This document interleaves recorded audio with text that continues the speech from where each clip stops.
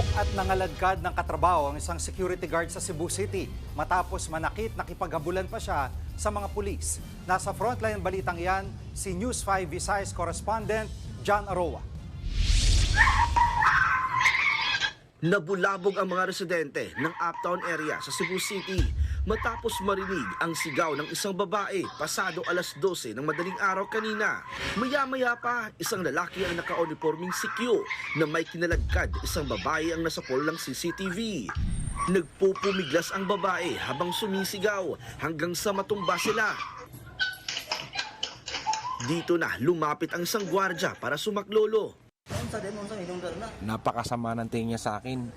Nang may bubunutin na siya, umatras ako. Yung babae, kumapit sa akin. Pagbunit niya, natakot ako. Baka may armas na dala. Maya-maya, dumating yung pulis. Kalaunay nakatakas din ang babae pero ang sumunod na eksena. Hinahabol na ng mga otoridad ang lalaki sa kahabaan ng Osmeña Boulevard. Nang makorner ang lalaki, tila sumugod at akmang bubunot ng baril. Dito na napilitan ang SWAT na barilin ang lalaki sa binti.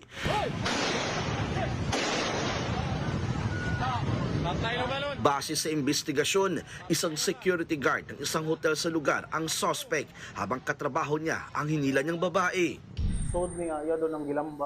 Lumabas siya para kumain. Pagbalik niya, bigla niyang sinipa ang glass door kaya nabasag. Yung front desk namin natakot. Tatawag sana siya ng pulis pero hinila na niya ang front desk namin palabas.